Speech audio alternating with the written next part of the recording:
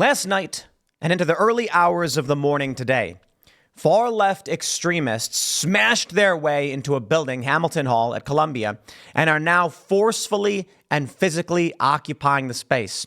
In many other universities across the country, the far-left protests are expanding, and while the backdrop of it, they say, is Palestine-Israel, you take a look at what they're actually protesting for, and it seems to be generic leftist protest.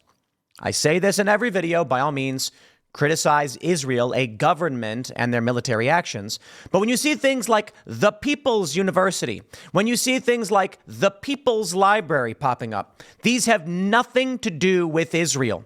More importantly, when the people smash their way into buildings at universities and take them over, making demands having nothing to do with Israel, I got to be honest, when they put out demands and they're like, we want water, we want space, we want amnesty, it has nothing to do with Israel. You need to only ask yourself a simple question. How does setting up a camp at a university help Palestine? It doesn't. It's not policy. It doesn't do anything. All it does is freak out many Jewish students. And it does. I am not saying that the majority of the protesters are targeting Jewish people. I'm saying many of the Jewish students are freaked out by it. And that's really all you're accomplishing, pissing people off, pissing off regular people. But I can say at least they're pissing off the deep state, Democrats and Republicans, absolutely freaking out about this. Now, we have videos of the far leftists breaking into the building. You can see here's a photo of a man wearing a mask and goggles, smashing his way into the window, through the window. I think the important thing to mention before we get started, actually, I was planning on getting to this a bit later, but I think, let me see, we have this tweet from Andy No pointing out, this is from a few days ago. This is from the 28th, from 2 days ago. Dozens of extremists were arrested at Arizona State on April 27th at the illegal encampment for Gaza. Administrators say most were not students or faculty. This is the important distinction. These people that we are seeing, many of them, of course, are students. Many of them are not students. Far left agitators show up, smash their way through windows, enter the building, and they're doing it because they are communists. Look, man, there's a lot of people who don't like Israel, and they're going to say, no, how dare you, because this fits their narrative. But I tell you this as someone who's covered these protests, who's seen them, admitted it's been 6 years since I've actually gone on the ground to these protests, but these people have generic leftist causes. They want to destabilize the machine, the system, the institutions. They want to destroy the United States. That's really what they're doing. This is just their flavor of the month. They saw that if you were anti-Israel, you got a lot of followers, you got a lot of views, and so they roll with it, for this is the cause of 2024. Take a look at George Floyd. George Floyd was a guy who was chewing on a speedball behind the wheel of a car. A speedball, of course, is meth. And what is it? It's like methamphetamines and fentanyl, I think. I could be wrong. But let me make sure I get this speedball proper. It's a drug that is cocaine, a mix of amphetamines and opiates. There you go. So that's what George Floyd was doing. Behind the wheel of a car. They pull him out.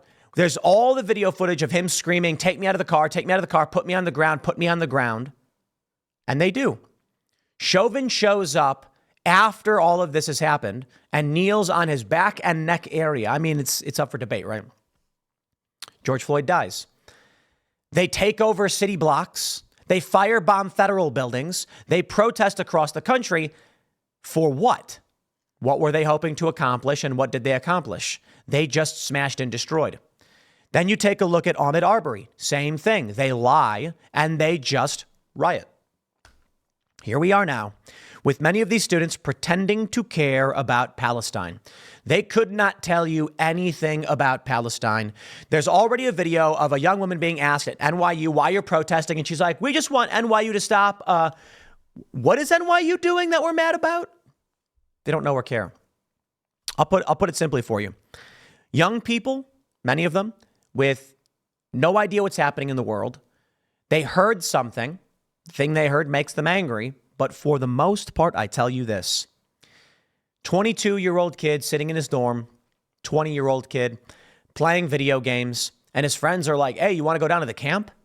And they're like, oh, yeah, what's going on? It's like people like camping on the lawn, like they're protesting. Oh, cool, let's go check it out. That's it. You see all these people standing around, and it's mostly because they're just like, oh, well, they show up, they're hanging out. You can see some of these people have no idea what they're talking about, as I mentioned with that video. And then they're like, come on, help protect the encampment. It's like Burning Man. That's what they're doing. I'll read for you the New York Times first, what they say, but then I'll show you some videos.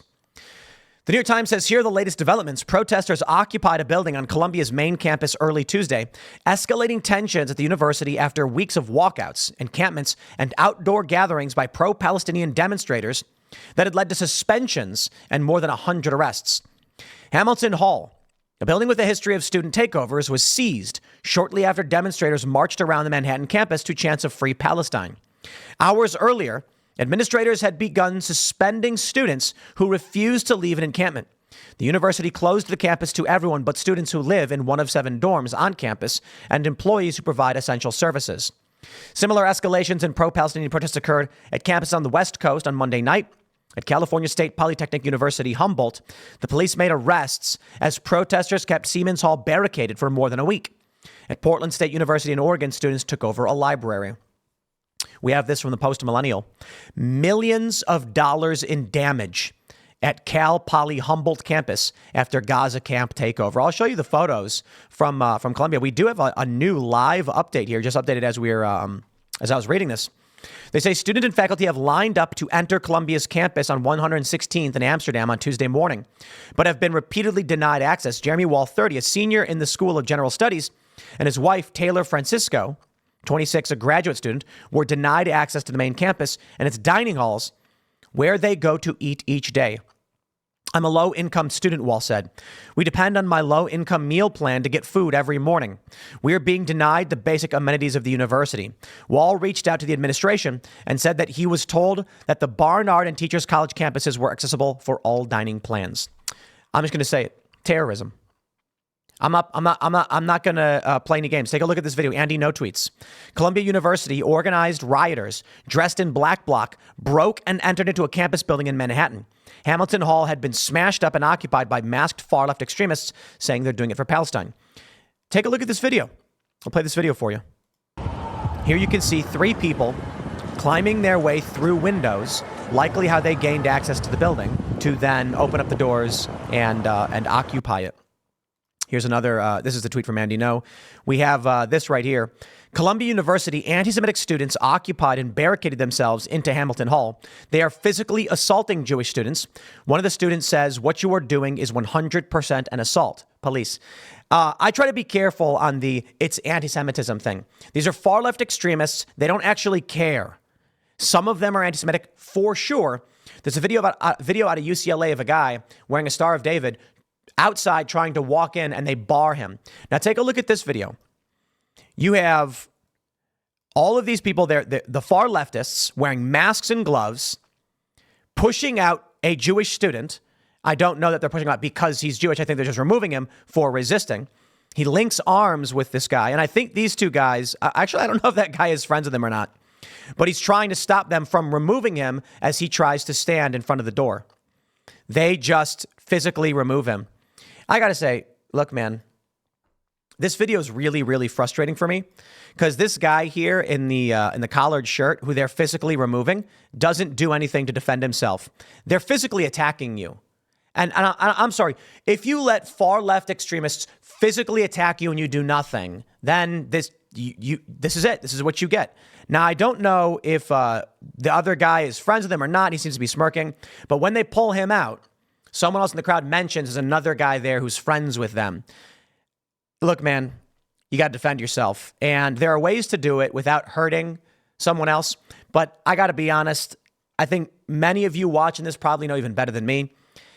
If someone is physically grabbing you and pushing you, there are things you can do, right? I'm not going to give anybody advice that will stop them from doing it without causing permanent harm or damage to them. That is to say, basic self-defense techniques you need to understand to stop this is a violent mob attacking a student. It's wild for me to watch, dude. I'm sorry.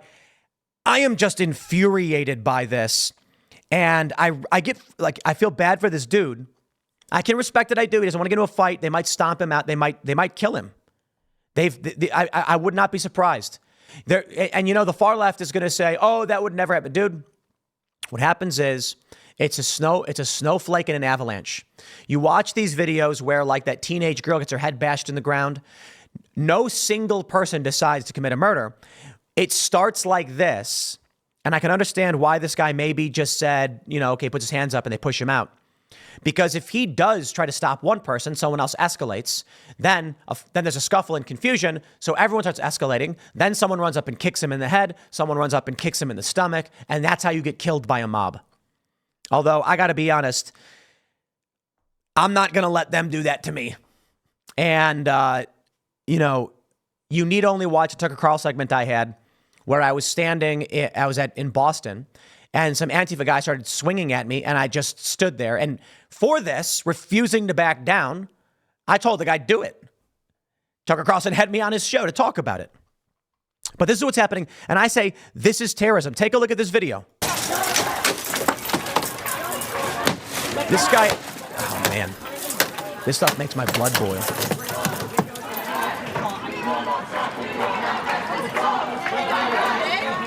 A man with a metal hammer smashing his way through the windows to break into Hamilton Hall. It's terrorism. It's not a protest. Or it looks like maybe he was breaking his way out. I don't know. Student press.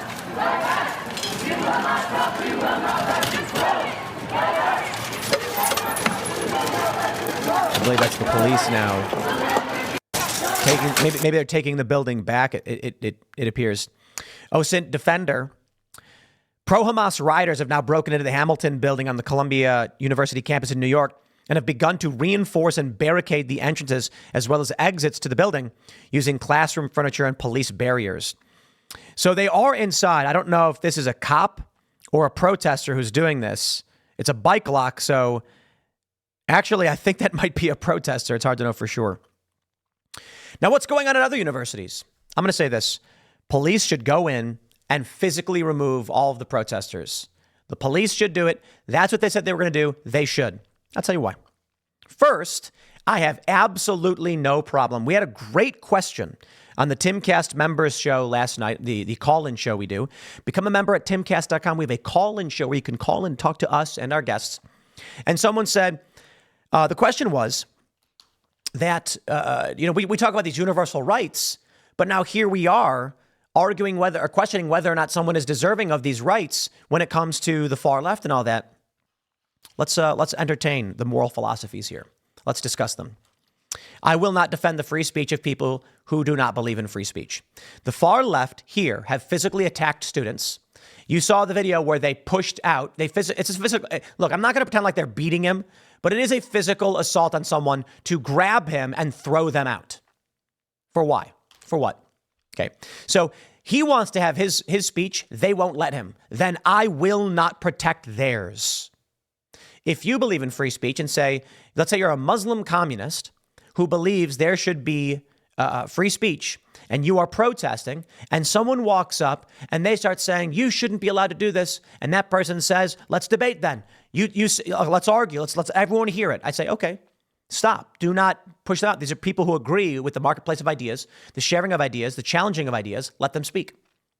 These far leftists use physical force and violence against anyone who opposes them. So I have absolutely no problem whatsoever with the police coming in and making arrests by however they see fit. Now, the Democrats and whoever else can claim it's anti-Semitic and all of that stuff, and some of it is, I get that. I don't care. I'm not going to defend these people. For which the question arises, but what about their free speech rights, Tim? Your rights can be curtailed through due process. There are mechanisms by which we, as a liberal society, decide you have now forfeited your rights. How about the most egregious? We have the right to life, liberty, and the pursuit of happiness, right? Well, in this country, whether I or anyone else likes it, because I'm not a fan of the death penalty, you actually forfeit your right to life. In certain circumstances, a crime could be so egregious that a jury and a judge determine the death penalty is appropriate. Meaning, we as a liberal society have decided you have forfeited your ultimate right, your right to life. Now, what about liberty, your right to liberty and the pursuit of happiness? Yeah, you commit a crime, we lock you in a box. So these people do not get infinite rights under all circumstances. The moment they shut down other people and use violence, they have given up their right to free speech. And I say, police, send them in. Now, here's a statement from Florida University. Chris Rufo tweeted out, perfect statement from the University of Florida on arresting protesters. UF is not a daycare, and we do not treat protesters like children. They knew the rules, they broke the rules, and they'll face the consequences. This is the Florida way.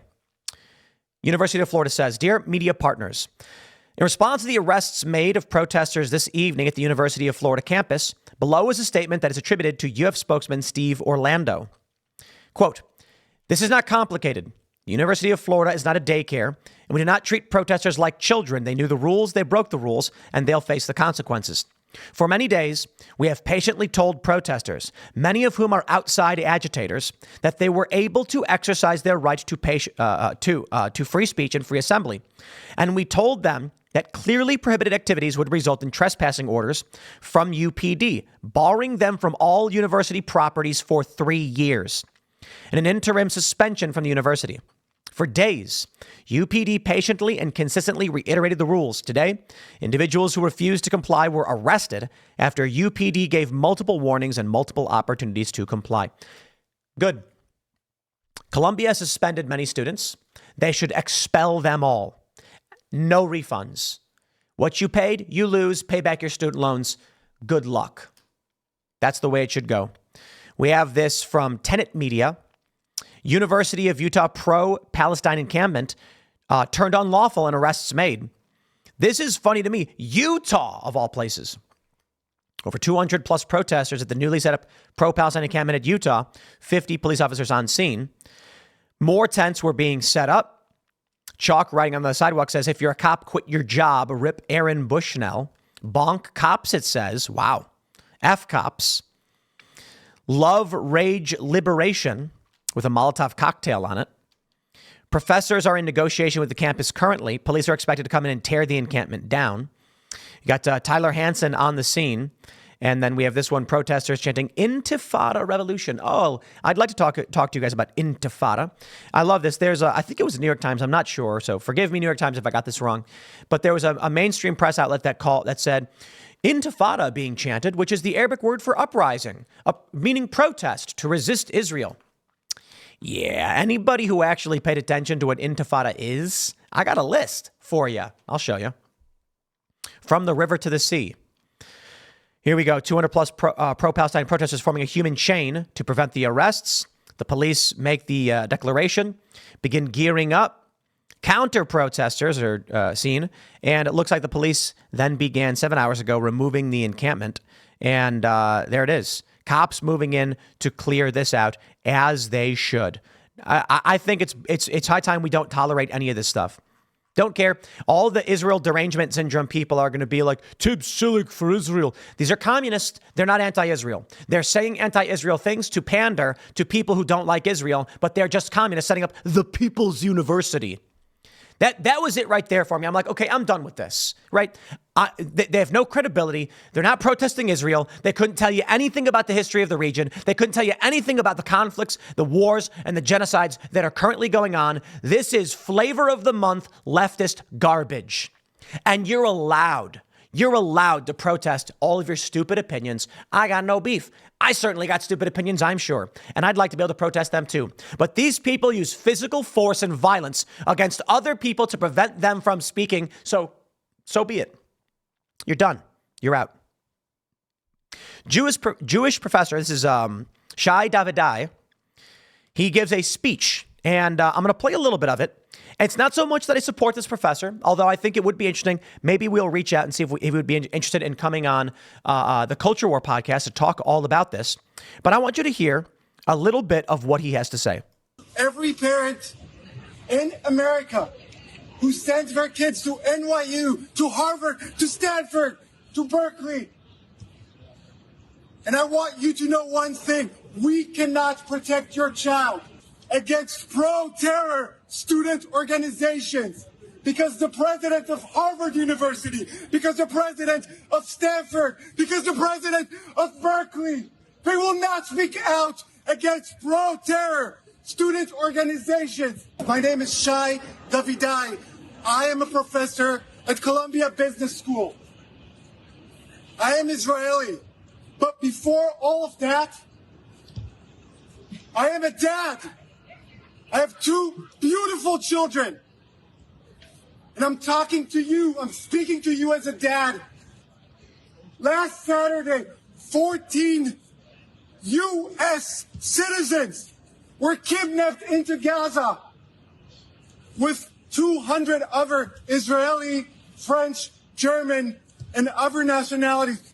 And none of the presidents of universities all around the country are willing to take a stand. This is what cowards do. And I'll name it now. President Minouche Shafik of Columbia University, you are a coward. So here's what I have to say and why I wanted you to hear that. The presidents of these universities, students are being indoctrinated into far-left racist ideology. There is a hidden and deep anti-Semitism within this ideology. And I'm not talking about Israel. I'm talking about the Women's March, for instance, where the organizers actually, and this is an amazing expose in Tablet magazine, this was from like 6 years ago, sat a woman down and explained to her all of these insane anti-Semitic conspiracy theories. Someone commented on IRL and they're like, how come Jews have a special word for discrimination against them? I'm like, what tons of groups do. I mean, like transphobia, homophobia. These people at the Women's March were making claims saying, like all the stuff they always do, blaming Jews for inflation, weird, blaming them for all the world's wars and the slave trade and all of these things because they are deeply anti-Semitic. And it is weird and insane. This is what I didn't like. I remember Kanye came on the show and he wasn't having it. And he was like, he kept saying, who is they though? And I'm like, dude, I don't know why you conflate the ideology of an individual with their race. It doesn't make sense, or their ethnicity. It doesn't make sense. And Kanye's point is like, all of these people in Hollywood and the record label, they're all Jewish. And I'm like, and the people running the big banks are Irish. That was really funny. We ended up pulling up the CEOs of all these banks and they have like, it's like they're Irish people. I'm like, dude, I don't care. That's not the issue. Like, this guy's Israeli, Shai Davidai. I don't see him commanding the IDF. I don't care. It's about people. It's about individuals. And collectives matter too. But I'm not going to say all college students who are the ones protesting. It's college students. Therefore, all college students must be banned. No, it's the far left crackpots. But they're college students. I get it. But most college students have nothing to do with this. That's what I can't stand about it's first order thinkers, single layer thinkers. They're like, this person here is insert quality, therefore all. And it's just like, dude, I'm just so over that. That's what the far left teaches. Insane, racist, and y'all foment it. I don't know about this guy's a business school teacher, but he had made comments in the past about like defunding the police or something. Let it be a wake-up call to all these people. Let it be a wake-up call about what this means when you vote. Oh, here we go. President Biden. Let's hear what he has to say. President Minouche Shafik of Columbia University, you are a coward. Because if President Biden can come up and say, no, this is unacceptable, this is inhumane. There's no justification for terrorism. There's no excuse. And if Eric Adams, the mayor of New York City, is able to say, this is not okay. This was something that shows Hamas must be disbanded and destroyed immediately.